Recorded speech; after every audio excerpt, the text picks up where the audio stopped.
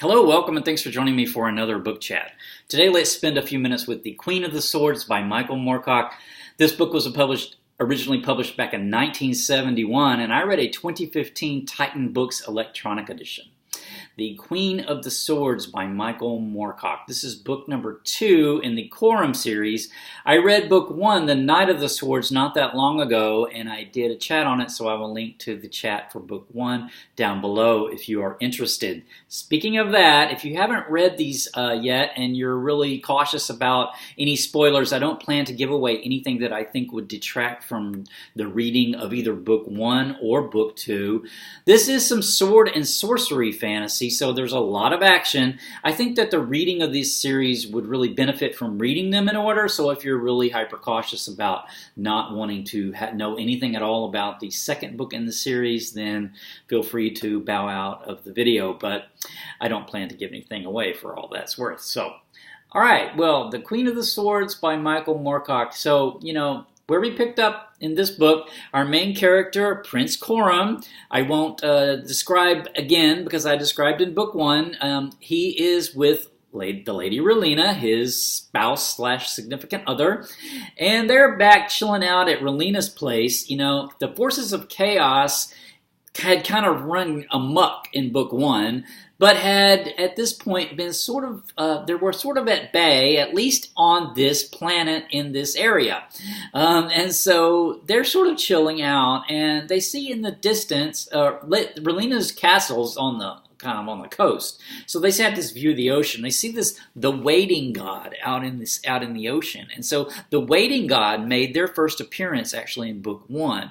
And the waiting god is this giant being that wanders around in the ocean with these fishing nets, like casting these nets out and just catching everything that comes up in the net, and then looking at it all, and then, like he's searching for something, and then throws everything back. So this waiting god made their first appearance. They made an appearance back in book 1, and they see him off out in the distance again. They're like, there's that waiting god again. And shortly after that, a new character sort of washes up on the shore, and his name is Jahari, and he's a really interesting and kind of fun character. It turns out he is sort of the eternal companion to heroes.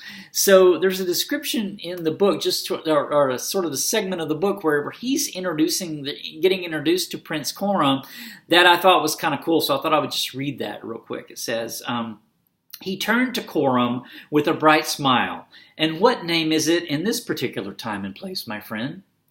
Corum frowned. "I fail to understand you." "Your name is all I asked. Yours changes, as does mine. The difference is sometimes that you do not know that, and I do, or vice versa. And sometimes we are the same creature, or at least aspects of the same creature." Corum shook his head. The man sounded mad. Jahari goes on then to say, "I have been called Tamaris and Shalanak.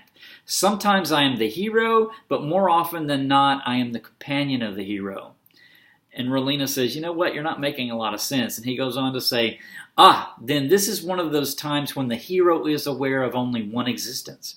For the best, I suppose, for it is often unpleasant to remember too many incarnations, particularly when they coexist. I recognize Prince Corum for an old friend, but he does not recognize me. It matters not." So we find Jahari seems to be like one of these. He's a being that sort of exists across time and space. He goes across all sorts of. He exists in different times, and I don't think he doesn't seem to have a lot of control over where he winds up. But he just I guess wherever he winds up, he just accepts that there's a challenge afoot, and he needs he's got a hero to accompany. He, in turn, is accompanied by a little cat that spends most of its time sitting on his shoulder, except when it flies off to do missions, mostly spy missions and reconnaissance missions. Yes, this is a flying cat. So this cat flies off at the beginning of the book and finds out there is chaos afoot again within right in the neighborhood basically of Prince Corum and Ralina. So trouble is afoot. So they set out then on a quest to go to the nearby sort of kingdom that is Ralina's people belongs to warn them. So that's the first quest. Of course, there ends up being multiple quests in this book by the time it's all said and done. One thing we do in this book, we meet several gods. So, gods, this is a world where gods seem to have a lot of power. So the ruler of chaos, so there's 15 planes. I explained the planes of existence in the first a little bit. I talked about them a little bit in the first book chat. But so the Earth, or the planet where Prince Corum and Ralina live, it passes through 5 planes, and Prince Corum belongs to a race called the Vadrag that is able to see into the 5 planes. The humans are called Mobden, and they cannot see into any other plane other than the one that they're living in, that they exist in.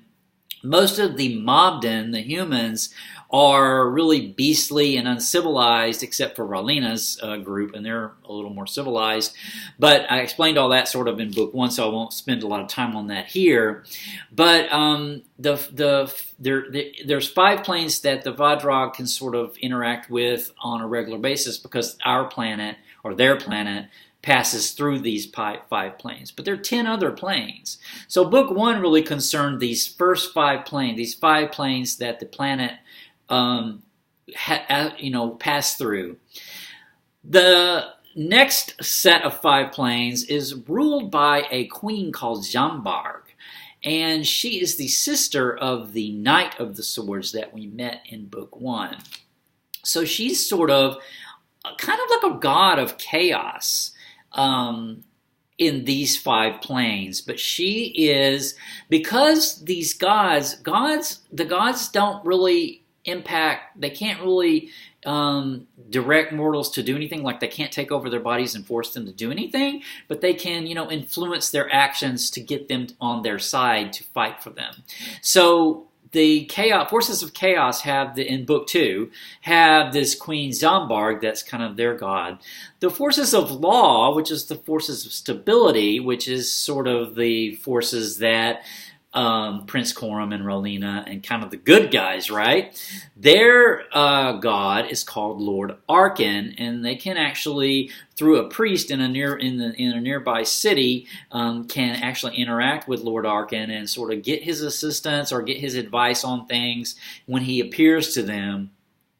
The beastly, horrible Mobden, the uncivilized ones, they have gods called the Dog and the Bear. So they have these kind of really primitive gods, and they summon these gods in really a grisly way that's described in the book that I won't go into here. But this sets of powers that are sort of extramortal. I don't know that they're immortal per se. I don't actually know, but the different mortals then are paired with those 3 sets of immortals, or I guess gods. I was going to read one other section that I thought was really kind of interesting, that Jahari talks to Corum about the gods, and I'll just read that real quick if I can find it. He says, Jahari's, talking about he exists across time and space. And he says, I have seen the future and the past. I have seen a variety of planetary systems, and I have learned that time does not exist and that space is an illusion. And the gods, Corum asked eagerly. I think we create them, but I'm not sure. Where primitives invent crude gods to explain the thunder, more sophisticated peoples create more elaborate gods to explain the abstractions which puzzle them. It has often been noted that gods could not exist without mortals, and mortals could not exist without gods. Yet gods, it appears, said Corum, can affect our destinies. And we can affect theirs, can we not? We can. we learned that in book 1, and we learn it again in book 2. There's this constant interaction, the forces of chaos, the forces of law. Another kind of concept that we get introduced to in book 2 is the cosmic balance, because we learned in book 1 what happens when the forces of law, when there is no chaos, when there is too much peace, things stagnate, right? But then we learn in book 2 what a plane, what a world can look like when there's only chaos, and it leads to ultimately, to also sort of nothingness, because constant creativity sort of run amok. And so there is a cosmic balance where there is a needed balance between the forces of law and the forces of chaos. And that's what's sort of out of balance in this series, this Sword and Sorcery fantasy series. So yeah, it's pretty cool. So what else did I want to say about this? There is a quote, I guess, at the end or not at the end, but there's another quote from Jahari that I thought was really cool that I thought I would read. That's talking about this mortals and the cosmic identity and time and things like that. Time and existence across planes and past, present, future all being the same thing. He says, there is even a theory I have heard that all mortals are aspects of one single cosmic identity, and some believe that even the gods are part of that identity, that all the planes of existence, all the ages which come and go, all the manifestations of space which emerge and vanish are merely ideas in this cosmic mind, different fragments of its personality. Such speculation leads to nowhere and everywhere, but it makes no difference to our understanding of our immediate problems. So I really kind of like that, because the cosmos is this complicated thing that we might not be able to understand, but in the meantime, we got some stuff going on. We got some problems. I was thinking about this, reading this. Sometimes, fantasy, sword and sorcery fantasy, or any fantasy is considered an escape reading. But, we're escaping from our troubled world that we live in into an even more troubled world with even more problems. But it's someone else's problem, so it's not quite the same thing, I don't think. Anyway, I thoroughly enjoyed book 2, so I went ahead and read on into book 3, which will be my next book chat. The King of the Swords, book 3. I have already finished this, so I will have a chat up on it coming up fairly soon, I hope. There are 6 books in this series total. I'm planning only right now, I've only read through the first 3, and I'm going to stop. That seems like a good stopping point when I finished with book 3. So, but I might finish the rest of these 3 before it's all said and done. And then there's some related, I will talk in the next chat about some related series that Michael Moorcock wrote, where some characters from this series, from these books, especially from the King of the Swords, wind up and have their own series too. So until next time, take care. Bye.